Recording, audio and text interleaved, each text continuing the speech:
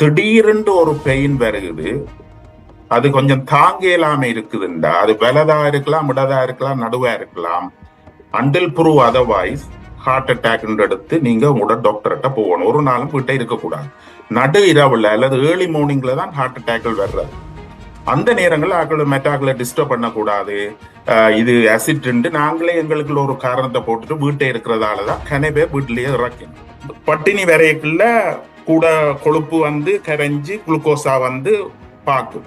அதுல பழக்கப்பட்ட இந்த ஜீன் வரைக்குள்ள இப்ப வந்து அது துண்டா மாறிட்டு, அப்ப அந்த ஜீன் தானே இருக்குது. அப்ப நீங்க கூடுதலா வர்ற கார்போஹைட்ரேட் அது கொழுப்பா மாத்தி மாத்தி மாத்தி கொண்டு இருக்கும். இப்ப சொல்லினா ஒரு நேரம் சாப்பிட்டா காண வந்து, ஏனென்றா எங்கட லிவர் வந்து கிளைகோஜன் இருக்குது, சேரிச்சு இருக்குது, ஃபேட் இருக்குது. எங்கட உடம்பு வந்து குளுக்கோஸையும் பேர்ன் பண்ணும், ஃபேட்டையும் பேர்ன் பண்ணும். குளுக்கோஸ் இல்லாட்டி ஃபேட் பேர்ன் பண்ணும். ஆகவே நீங்க ஒரு நாள்ல ஒரு நேரம் சாப்பிட்டுட்டு பயிற்சி இருக்கிறதால பெருசா ஒன்றும் பாதிப்பு வராது. ஓகே கோதாசன், அடுத்தது நாங்க இந்த வராம தடுக்க இன்னொரு 10 நிமிஷம் தான் இருக்குது. வராம எப்படி தடுக்கிறது, அதாவது நாங்க இந்த சவுத் ஈஸ்ட் ஏசியா இந்தியன் உபகண்ட வாழ் மக்கள் என்னென்ன முறையில கவனம் என்ற இது பாரதூரமானது. 20% மக்களுக்கு 60% ஹார்ட் அட்டாக் உலகத்துல வருது. ஒரு பெரிய ஒரு பிரச்சனை. ஒரு சுருக்கமாக சொல்லி இயலுமா? நான் கால்சியம் ஸ்கோரை பற்றி கதைக்கிறதுனா அது கடைசியா வேணும்ன்ற டைம் இருந்தா கதைப்போம். அதுக்கு முதல் இவையில், அதாவது இந்திய உபகண்ட மக்கள் பொதுவா வெளிநாட்டுல இருக்கிறால் உள்நாட்டுல இருந்தால், உள்நாட்டுல இப்ப எல்லாம் கிராமமயங்கள்ல இருந்து நகரமயமாக்கி எல்லாம் வந்துட்டுது. என்ன முக்கியமாக கவனத்துல கொள்ள வேண்டும் என்று ஒரு 5 அறிவுரைகளை சொல்லிடுமா? முக்கியமான 5 அறிவுரைகள். அதுக்கு பிறகு நேரம் இருந்தா கால்சியம் ஸ்கோரை பற்றி கொஞ்சம் கதைப்போம். இல்ல, மிக இலகுவாக நான் சொல்லியலும் சிறியரன். ஒரு பெரிய ப்ராஜெக்ட் வந்து சிகாகோ நகரத்துல ஒரு கார்டியாலஜி செய்தவர், அதை மசாலா ப்ராஜெக்ட் சொல்றது. ஏனென்றா சவுத் ஈஸ்ட் ஏஷியன்ல இந்தியாவில இருந்து வந்த மக்கள்ல ஹார்ட் அட்டாக் நீங்க சொல்ற மாதிரி வெறி கூடவே இருக்குன்னு சொல்லி இவ வந்து ஒரு கார்டியாலஜிஸ்டா வந்து அவங்க இந்தியாவில இருந்து ஹைதராபாத்ல இருந்து வந்து ஒரு கார்டியாலஜிஸ்ட் அவர் ப்ராஜெக்டை ஸ்டார்ட் பண்ணி அதை கவர்மெண்ட் ஃபண்ட் பண்ணி 1000 பேரை ஃபாலோ பண்றோம். இப்ப 6 பேர் சமயம். அப்ப அதுல பார்த்தா எல்லா டெஸ்ட்களையும் செய்து பார்த்தா, நேர கதைச்சார், அவர்கிட்ட பிளட் பிரஷர் வந்து பார்த்தார், வெயிட்டை கண்டுபிடிச்சார், கொலஸ்ட்ரால் எவ்வளவு, பிளட் சுகர் எவ்வளவு, என்ன ஃபேக்டர்ஸால இவை நாங்கள் கண்டுபிடிச்சு எளியா ட்ரீட் பண்ணலாம்னு பார்த்தது. Answer is very simple. முதலாவது வந்து லைஃப் ஸ்டைல். ஸோ நாங்கள் இப்ப சொல்றது south east Asian, Indian, Sri Lanka நாட்களுக்கு முதலாவது நீங்கள் ஒரு வெளிநாட்டுல வந்திருக்கிறீங்க, உங்களோட வாழ்க்கை முறையில மாற்றத்தை ஏற்படுத்துங்கள். ஒன்று. 2வது ஸ்ட்ரெஸ் லெவலை குறைச்சு கொள்ளுங்கள். உங்களோட வீட்டு சம்பந்தமான, பிள்ளை சம்பந்தமான, கம்யூனிட்டி சம்பந்தமான, வேலை சம்பந்தமான பிரச்சனைகளை குறைச்சு நீங்கள் உங்களையே தயார்படுத்தி ஒரு டைம் டேபிள் படி ஃபங்க்ஷன் பண்ண தொடங்கணும். இது ஒரு ஃபாஸ்ட் மூவிங் கண்ட்ரிங்க, இதுக்கு ஏற்ற மாதிரி அடாப்ட் பண்ணணும். ஸோ ஸ்ட்ரெஸ் மேனேஜ்மெண்ட் ஒரு பெரிய ஒரு டாபிக். அதை பற்றி இண்டிவிஜுவலா நாங்கள் கதைக்கலாம். 2வது வந்து லைஃப் ஸ்டைல் மெச்சர்மெண்ட்ல உணவு முறை. நாங்கள் கதைச்சதுல உணவு முறையில மாற்றத்தை ஏற்படுத்துங்கள். என்ன சிம்பிளா நாங்கள் 3 விஷயம் நான் சொல்றேன்னா, ஃபுட் பிரமிட் என்று சொல்லி ஒரு தண்ணீர் போத்துல நீங்கள் கொண்டு தெரியுங்கள், 1 லிட்டர் தண்ணி ஒரு நாளைக்கு குடியுங்கள். 2வது தாவர சம்பந்தமான உணவுகள், இது ஃப்ரூட்ஸ், வெஜிடபிள்ஸ் எல்லாம், கிரீன் லீவ்ஸ், பாம்கின், என்ன கலர் உள்ள எல்லா வெஜிடபிளும் சாப்பிடுங்கள். நம்ம நட்ஸ் சாப்பிடுங்கள். நட்ஸ்ல ஃபேட்டா மாறக்கான சான்ஸ் இருக்கு. பட் உங்களோட நட்ஸ் வந்து ஃபைட்ஸ்ட்ரோல், கொலஸ்ட்ரால் இல்லாத ஒரு பதார்த்தம். அதை நாங்கள் நல்லா ஃபெசிலிட்டேட் பண்றோம், சாப்பிடுங்கள். 3வது மீன் வகையில ரொம்ப சாப்பிடுங்கள். இந்த நிறைய பேர் வெளிநாட்டுல இருப்பார்கள், தூர இன்லேண்ட்ல இருக்கிறார்கள். இலங்கை மாதிரி எங்களுக்கு 20 கிலோமீட்டர்ல கடல் இருக்காது. அப்படின்னா மீன் கூட எடுங்கள். மீன்ல சமன், டியூனா, ஈவன் கேன் ஃபிஷ், கேனில் வர ஃபிஷ் என்றாலும் மீன் எங்க என்ன முறையில் எடுத்தாலும் அது நன்மை நாங்கள் சொல்றோம். அதான் டயட்ல முக்கியமானது. ரொம்ப தண்ணி குடியுங்கள். தாவரம் based vegetable, fruits and nuts ரொம்ப சாப்பிடுங்க. ரொம்ப மீன் சாப்பிடுங்க. நீங்கள் சாப்பிட்ற புரதத்தை பற்றி பெருசா கவலைப்பட தேவையில்லை. புரதம் எடுக்கிறா சிக்கன் கூட எடுங்கள். மீட் எடுக்கிற அளவே நீங்க கூட எடுக்கிறா குறைச்சு கொள்ளுங்க. 3வது மிக முக்கியமானது, சில பேர் இந்த பழக்க வழக்கத்தில் மாற்றங்களை ஏற்படுகிறது. வெளிநாடுகளுக்கு வந்த பின்னர் ஸ்மோக்கிங் ஒரு பேட் ஹேபிட்டாக ஸ்டார்ட் பண்றார்கள். சில பேர் ஸ்மோக் பண்றார்கள். ஸ்மோக்கிங் அளவு வந்து கம்பேர் டு இந்தியா, இந்த மசாலா ப்ராஜெக்ட்ல அவர் பண்ணது ஸ்மோக்கிங் லெவல் வந்து 60% ஆக்கள் இருந்திருக்குது. ஸ்மோக்கிங் இமிகிரண்ட் பிளாக் ஆக்கள் ஒரு அடல்ட் சீரியஸ் நெருப்பையும் பஞ்சையும் கிட்ட வைக்கிற மாதிரி. இப்ப இந்த ப்ரோக்ராமை கேட்கிறாரு, ஸ்மோக் பண்றீங்கன்னா ஒரு பேட் பிஹேவியர், இது ஒரு கஷ்டமான ஒரு பிஹேவியர் சேஞ்ச் பண்றாரு. மெட்டீரியலை சேஞ்ச் பண்ணிடலாம், உணவு பழக்கத்தை மாத்தலாம். ஆனா ஸ்மோக்கிங் வந்து ஒரு கஷ்டமான ஒரு பிஹேவியர் சேஞ்ச். நீங்கள் உங்களோட டாக்டரோட கதைங்க, பார்மசியோட கதைங்க, எல்லா வகையான உங்களுக்கு எதுவும் இருக்கு. எது வேலை செய்தோ அதை செய்யுங்க. ஹிப்னோசிஸ், உங்களோட கதைக்கிறீங்களோ, ஸ்மோக்கிங்கை உடனடியாக நிப்பாட்டுங்க. ஒரு கஷ்டமான ஒரு பிஹேவியரல் சேஞ்ச். மற்றது ரூட்டீனா நாங்கள் சொல்றது, எல்லாரும் 30 வயதுல இருந்தாவது, நீங்க 30 வயது வந்தோடனே வருஷத்துக்கு ஒரு காலாவது உங்களோட ஜெனரல் பிராக்டிஷனர்ஸ், உங்களோட ஜிபியை சந்திச்சு உங்களோட செக் பண்ணிக்கொள்ளுங்க. அதில் எவர் செக் பண்ண வேண்டியது பிளட் ப்ரெஷர். பிளட் ப்ரெஷர் வந்து உங்களுக்கு வெரி காமன். 80% ஆக்கள் 40% ஆட்கள் பிளட் ப்ரெஷர் இருக்கு, அது ட்ரீட் பண்ணணும். ஹிடன் ரிஸ்க் ஃபேக்டர் அல்லது சைலண்ட் கில்லர்ன்னு சொல்றாங்க. கொலஸ்ட்ராலை விட blood pressure very serious problem. ஏனென்றா அது ஹார்ட் அட்டாக் விட ஸ்ட்ரோக்கையும் கொண்டு வர ஒரு காரணி. அதை விட கொலஸ்ட்ராலை செக் பண்ணுங்கள். கொலஸ்ட்ராலை மட்டும் வச்சு ஒரு டிசிஷன் எடுக்கிறேன் ஒரு ஜிபி. உங்களோட கொலஸ்ட்ரால் பிரச்சனை வருதான்னு பாருங்கள். நாங்கள் இப்ப உங்களோட நேரம் இருக்க தெரியாது, ஆனா இப்ப ஒரு புது வகையான டெஸ்ட் ஒன்று நாங்கள் செய்கிறோம். நான் எங்கட இடத்துல 6000 பேருக்கு செய்திருக்கிறேன். நான் 10 வருஷமா ஃபாலோ பண்றேன். சிடி கவுண்டி கால்சியம் ஸ்கோர். உங்களோட கொலஸ்ட்ரால் கொஞ்சம் கூடவே இருக்குது அல்லது ஓகே என்று சொன்னால் அதை அப்படி விட்டுறாதீங்க. அது 2.8 இருக்குது. உங்களோட பேட் கொலஸ்ட்ரால் பார்க்க நார்மல் மாதிரி இருக்கு, ஸ்லைட்லி ஹை, இட்ஸ் ஓகே என்று சொல்றது வந்து ஓகே இல்லை. அதாவது ஏதாவது பிரச்சனை வருகிறதா அதை செக் பண்றதுக்கு இப்ப வழி இருக்குது. சிம்பிள் ஸ்கேனர் ஒன்று இருக்குது. உங்களோட ரிஸ்கை அசஸ் பண்ணி உங்களோட சிடி ஸ்கேன் ஒன்று செய்து ஒரு 5 நிமிஷத்துல உங்களுக்கு செல்ல முடியும். உங்களோட கால்சியம் ஸ்கோர் வந்து வெரி ஹையா இருக்கு, 1000. உங்களோட ப்ளோக்கல் இருக்கான சான்ஸ் இருக்கு. அதுக்கு நெக்ஸ்ட் ஸ்டெப்பை நீங்க கார்டியாலஜிஸ்ட் சந்திப்பீங்க. ஸோ உங்களோட ஜிபியை நீங்களே கேட்கலாம். எனக்கு கொலஸ்ட்ரால் கொஞ்சம் இருக்கு, எனக்கு கொஞ்சம் பிளட் சுகர் கூடவே இருக்கு, என் அப்பாவுக்கு ஹார்ட் அட்டாக் வந்திருக்கு 55 வயதுல, என்ன வடிவை ஹார்ட்டை செக் பண்ணுங்க, எனக்கு இந்த ஸ்கேன் செய்யலுமான்னு கேளுங்க. இந்த சிடி கவுண்டி கால்சியம் ஸ்கோர் வந்து ஒரு கேம் சேஞ்சர் மாதிரி வந்து ஒன்று இருக்குது. இது வந்து மெடிக்கேரால ஃபண்ட் பண்ணப்படையில இன்னும் ஆஸ்திரேலியாவில். ஏனென்றால் இன்னும் கொஞ்சம் டேட்டாவுக்கு தேவைப்படுது. இது ஜெனரலைஸ் பண்ணல. இருந்தால் சிடி ஸ்கேன்ல உங்களுக்கு ரேடியேஷன் ரிஸ்க் கொண்டு இருக்குது. பட் ஸ்டில் ஒரு வேர்த்தான டெஸ்ட் அண்டு நான் இப்ப கனவே செய்திருக்கிறேன். 6000 பேர் செய்திருக்கிறேன் ஓவர் த லாஸ்ட் 8 years. எங்களோட நல்ல டேட்டா இருக்குது. இது நல்லா வேலை செய்யுது. Compared to by people south east நல்லா வேலை செய்யுது. நாங்கள் கண்டுபிடிக்கிறோம். டாக்டர், இதில் இன்னும் கொஞ்சம் மேலதிகமான விவரங்களை கொடுத்தால் நல்லது என்று நம்புகிறேன். உங்களுக்கு நேரம் இருந்தால் நாங்கள் இன்னொரு 15 நிமிடங்கள் உரையாடலாம் என்பதையும் சொல்லிக்கொண்டே, இந்த கால்சியம் ஸ்கோ என்று சொல்லப்படுகிற விடயத்தை பற்றி கொஞ்சம் நீங்கள் நேரம் போதாதென்ற ஒரு கட்டத்தில் சொல்லி இருக்கக்கூடும். அதை தனியே நாங்கள் பேசுவோம். மற்ற தலைப்புகளில் ஏதாவது பேச தவறிய விடயங்கள் இருந்தால் அவற்றை பேச வேண்டும். நேர்களும் அடுத்த 10 நிமிடங்களுக்குள் அழைப்புகளை ஏற்படுத்தினால் சுருக்கமான கேள்விகளுக்கு முடிந்த அளவுக்கு பதில்கள் தரப்படும் என்பதை சொல்லிக்கொண்டே, இடது பக்கத்தில் நெஞ்சு நோய் ஏற்படுவது ஏற்கனவே அந்த இதயம் ஒரு சிக்கலை கொடுப்பதால் தான் அது ஒரு குணங்குறியாக பார்க்கப்படுவதை ஒழிய, நெஞ்சு நோய் என்பது பை இட் செல்ஃப் ஒரு குணங்குறி அல்வா என்ற ஒரு கேள்வி இருக்கிறது. வலது பக்கத்தில் நெஞ்சு நோய் ஏற்பட்டால் இதய பாதிப்பு ஏற்பட மாட்டாதா என்பது கேள்வி. ஒரு சாதாரண மனிதனாக நான் நினைத்திருப்பேன், இதய நோயினால் தான் நெஞ்சு நோய் ஏற்படுகிறது, மற்றபடி நெஞ்சு நோய் ஏற்படுவதால் இதய பாதிப்பு ஏற்படுவது இல்லை என்று சொல்லுங்கள். வலது பக்கத்தில் நெஞ்சு நோய் வந்தால் இதய பாதிப்பு ஏற்பட மாட்டாதா? ஓகே பாலா, இது ஒரு குமாரான கேள்வியா எங்கிட்ட கேட்கிறவ. நெஞ்சு நோவால இதயம் பாதிக்கப்படுவதில்லை.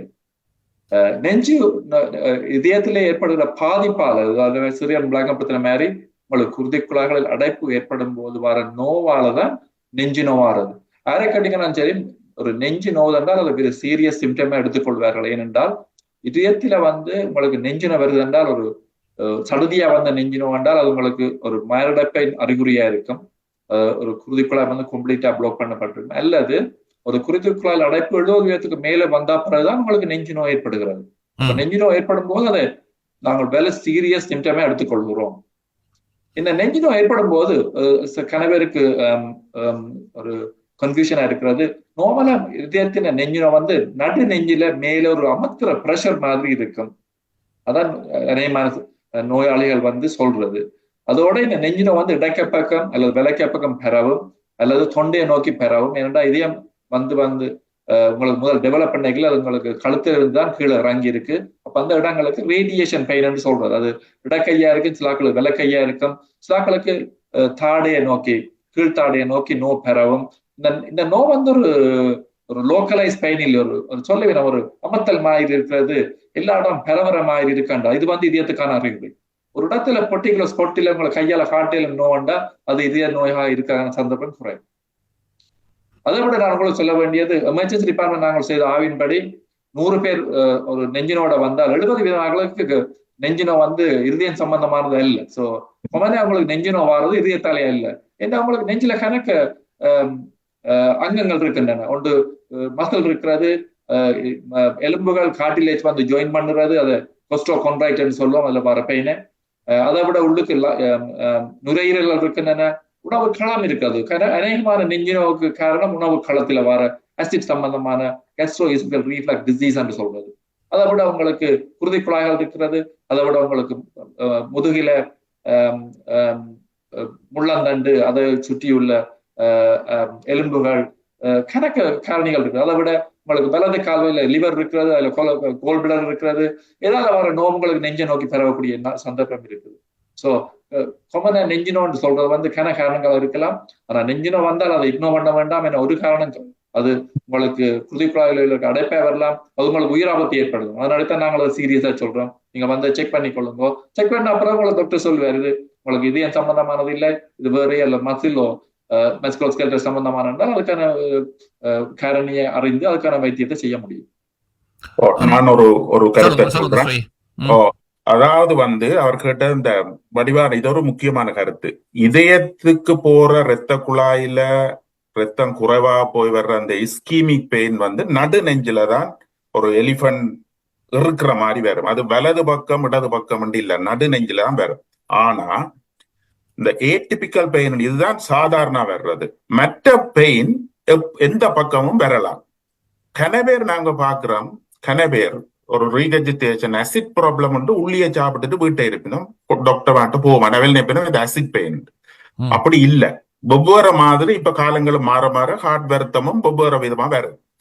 அப்ப நாங்க பொதுவா சொல்றது, ஒருவருக்கு திடீரென்று ஒரு பெயின் வருகுது, அது கொஞ்சம் தாங்க இல்லாம இருக்குதுண்டா, அது வலதா இருக்கலாம், இடதா இருக்கலாம், நடுவா இருக்கலாம். Until prove otherwise heart attack எடுத்து நீங்க உங்களோட டாக்டர்கிட்ட போகணும். ஒரு நாளும் வீட்டை இருக்கக்கூடாது. நடு இரவுல அல்லது ஏர்லி மார்னிங்ல தான் ஹார்ட் அட்டாக்கள் வர்றது. அந்த நேரங்களில் ஆக்களை மெட்டாக்களை டிஸ்டர்ப் பண்ணக்கூடாது. இது அசிட் நாங்களே எங்களுக்கு ஒரு காரணத்தை போட்டுட்டு வீட்டை இருக்கிறதாலதான் கனவே வீட்டிலேயே இறக்கணும்.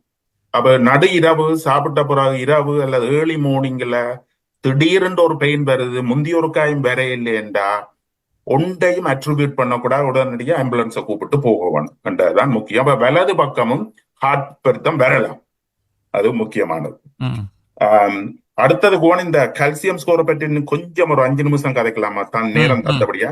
நான் ஒரு சின்ன இதை சொல்லிட்டது கால்சியம் எனக்கு விளங்குனத. கால்சியம் ஸ்கோர்ண்டா என்னண்டா, முடியுறு நாடியல்ல நோமலா கால்சியம் இருக்காது. ஒரு சிடி ஸ்கேன் எடுத்தா அங்க கால்சிய படிவானம் தெரியாது. அந்த முடியுறு நாடியில கொலஸ்ட்ரால் படிஞ்சிருந்தா, கொலஸ்ட்ரால் இருந்தா ஒரு நாளடைவுல கால்சியம் அதுல படியும். ஆகவே சிடி ஸ்கேன்ல ஒரு கால்சியம் படிவு இருந்தா அது இன்டிரெக்டா எங்களுக்கு சொல்லும் உங்களுக்கு கொரோனரி ஆர்டரியில கொலஸ்ட்ரால் படிஞ்சிருக்குண்டு.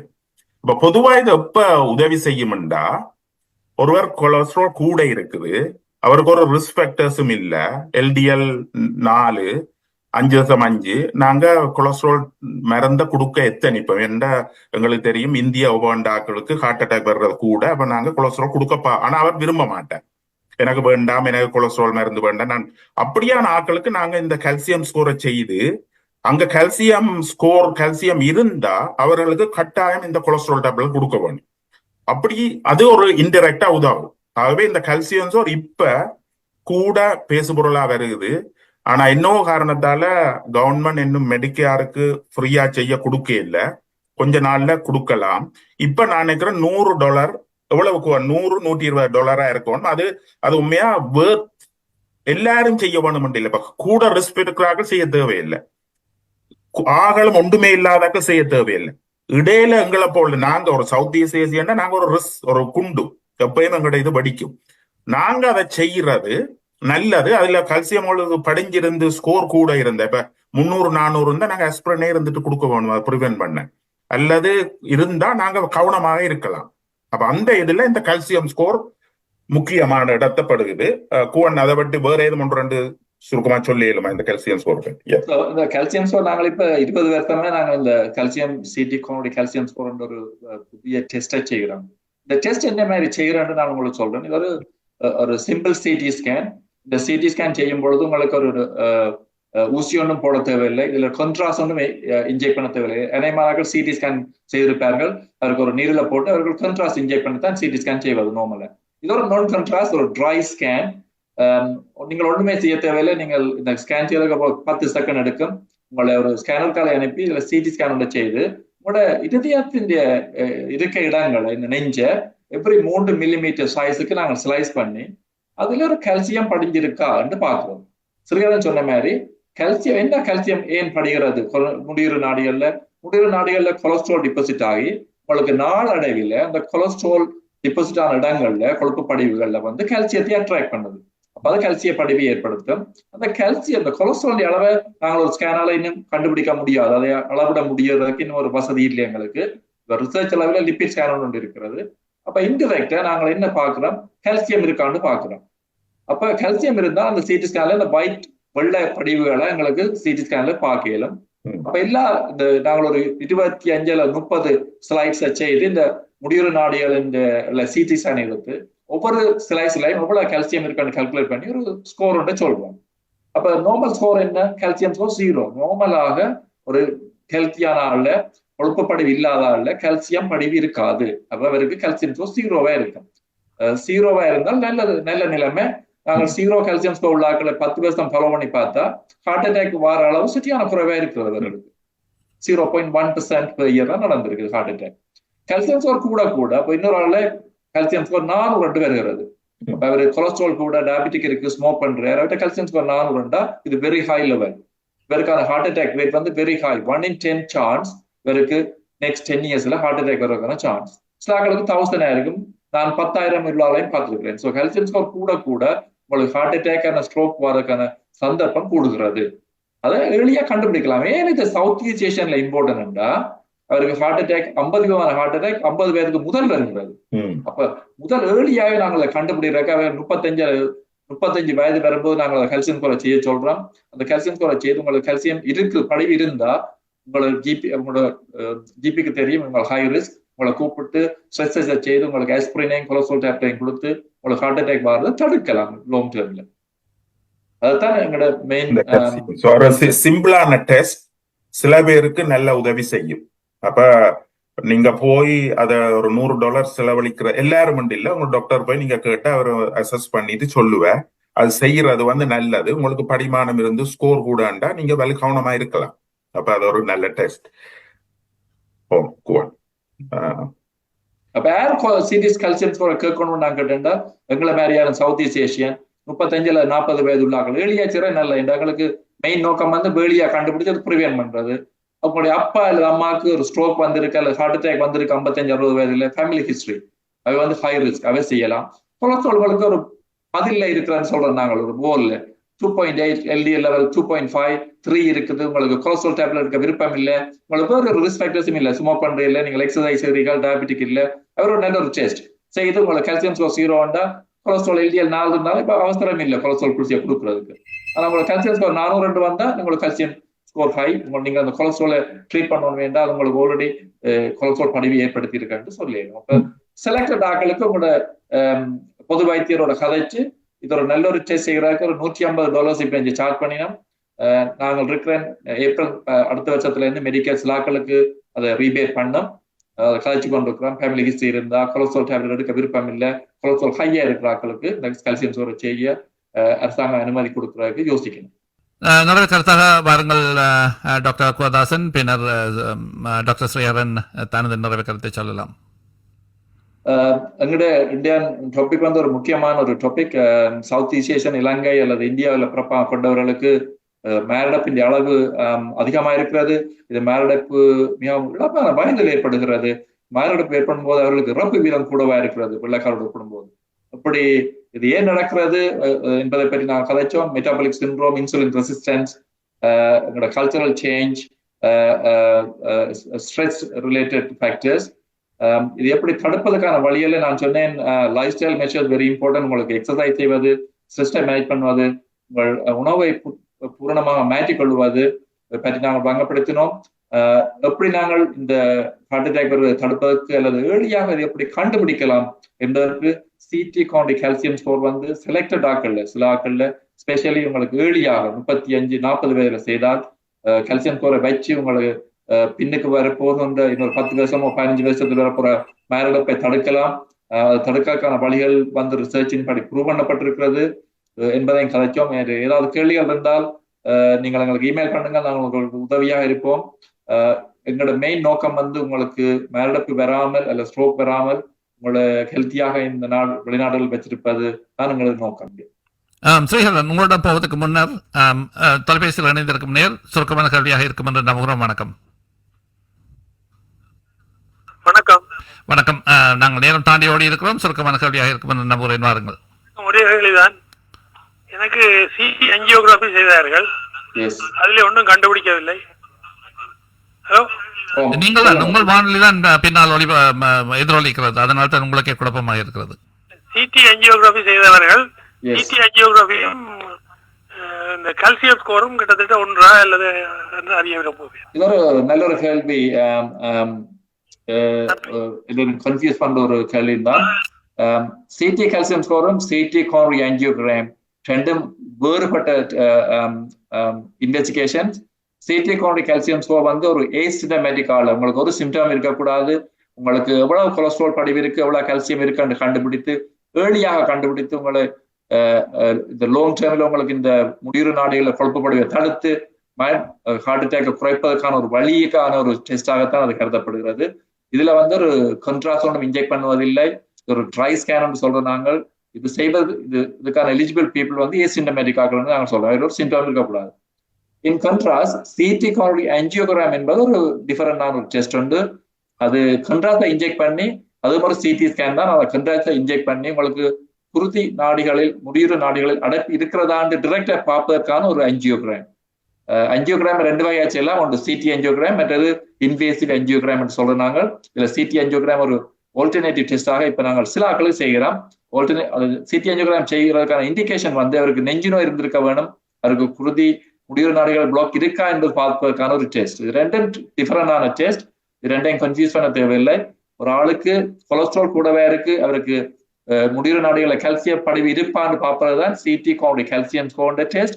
சிடி ஆஞ்சியோகிராம் சிலாக்கள் செய்வோம், அவருக்கு நெஞ்சினோ வந்திருக்கும், அவர் பிளாக் இருக்கான்னு பார்க்கறதுக்கான டெஸ்ட். இது ரெண்டும் வித்தியாசமான டெஸ்ட். இது வித்தியாசமான இண்டிகேஷன்ஸ் உள்ள டெஸ்ட். உங்களோட டாக்டர் அதை டிசைட் பண்ணுவேன். டாக்டர் ஸ்ரீஹரன் வாருங்கள். ஆமாம், அந்த கேள்வி கேட்டவருக்கு என்ன பேர்? திரு பொன்மயிலநாதன். பொன்மயிலநாதன் ஐயா வந்து உண்மையான இந்த தாயகன் ரேடியோ நடுக கேட்டு ஒரு தீவிர விசுவாசி. அவருக்கு சிடிஸ் ஆஞ்சியோகிராம் நோமல் மிகவும் நல்ல நியூஸ். அவர் இன்னொரு 5-10 வருஷத்துக்கு ஹார்ட் அட்டாக் வராது. தாயன் ரேடியோ வடிவா கேட்கலாம். நான் பாடி சொன்னான். பட் சிடி ஆஞ்சியோகிராம் நோமல் இந்த வயதுல என்றா இஸ் குட் நியூஸ். பொதுவா சிடி ஆஞ்சியோகிராம் செய்ய கால்சியம் ஸ்கோரும் செய்வினம் நினைக்கிறேன். அப்படித்தான் எனக்கு உதாசன். அப்ப உங்களுக்கு கால்சியம் 0 தான் இருக்கும், இல்லாட்டி உங்களுக்கு சொல்லி இருக்கு. அப்ப உங்களோட வயதுல கால்சியம் 0, சிடி ஆஞ்சியோகிராம் நோமல்ண்டா நீங்க பயப்படாம வெரி குட் நியூஸ். அதை சொல்லிட்டு தியாய்தன் சொன்ன மாதிரி இந்த சவுத் ஈஸ்ட் ஏசியன்ல வர்றதுக்கு எங்களோட கல்ச்சரும் ஒரு காரணம், எங்களோட ஜீனும் ஒரு காரணம். இதுல எல்லா காரணம் ஒப்படைக்கல. நான் சொல்லுவேன் பிரதான காரணம் இந்த இன்சுலின் ரெசிஸ்டன்ட். அது ஏன் இந்த கல்ச்சர்ல வந்தா, இப்ப நாங்க மற்ற நாடுகள்ல ஒப்படைக்கல. எங்கட நாட்டாக்கள் விவசாயம் செய்து வாழ்ந்தாக்கள், கடின உழைப்பாளிகள், கடின உழைப்பை சேர்த்து தானியங்கள் அதுகள் சாப்பிட்டு வளர்ந்தாக்கள். அப்ப எங்கட ஜீன் வந்து குளுக்கோஸ ஃபெட்டா மாத்துறத பெருசா இல்ல ஒரு காலத்துல. அப்படி வந்து வந்து வந்து வந்து உடல் அனுபவம் வரைக்குள்ள இருந்தா போல ரெண்டும் இல்லாம போயிட்டுது. அப்ப நாங்க கடலை இதுண்டு பூரண உணவுல இருந்து ரீஃபைன் உணவுக்கு வந்து எக்ஸசைஸ் நல்லா செய்து நாங்க எக்ஸசைஸ் விட்ட உடனே ஜீன் என்ன செய்யும், முந்தின காலத்துல எல்லாருக்கும் சாப்பாடு கிடைக்கிற இல்லை, கவசாயம் செய்யணும், சில நேரம் பட்டினியல் வரும், அதுல இருந்து வாழுவினோம். அப்ப எங்கட ஜீன் வந்து நாங்க கூட சாப்பிடுற நேரம் கூட சாப்பாட்டை கொழுப்பா மாத்துறதுக்கு பழக்கப்பட்டுட்டு. இப்ப ஏனெண்டா பட்டினி வரைக்குள்ள கூட கொழுப்பு வந்து கரைஞ்சு குளுக்கோஸா வந்து பாக்கும்.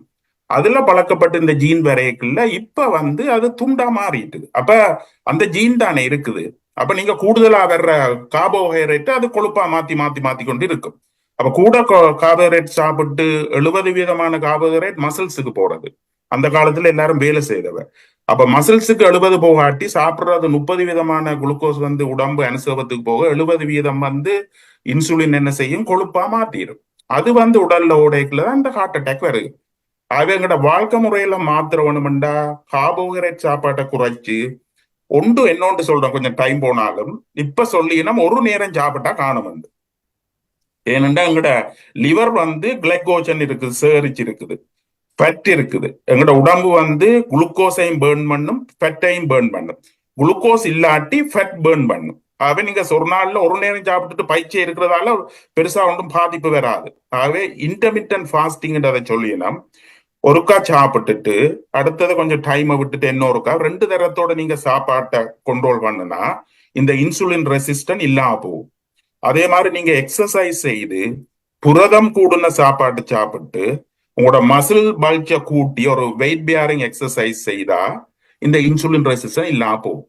அட்லீஸ்ட் இதுகளையாவது செய்து கார்போஹைட்ரேட்டை குறைச்சு எக்ஸசைஸ் வெயிட் பேரிங் எக்ஸசைஸ் செய்து நல்ல வடிவா நெத்திரையை கொண்டு ஸ்ட்ரெஸ்ஸை குறைச்சு வேலையில ஒரு வயது வந்த உடனே 30-35 மணித்தியாலம் வேலை செய்துட்டு ஒரு 10 மணித்தியாலம் சோஷியலைஸ் பண்றதுக்கு செலவழிச்சு 10 மணித்தியாலம் ஃபேமிலியோட செலவழிச்சு அப்படி நாங்க வாழ்ந்தோம்டா ஒரு வயதுக்கு பிறகு நாங்க வடிவாக வாழலாம் என்றது எனது கருத்து.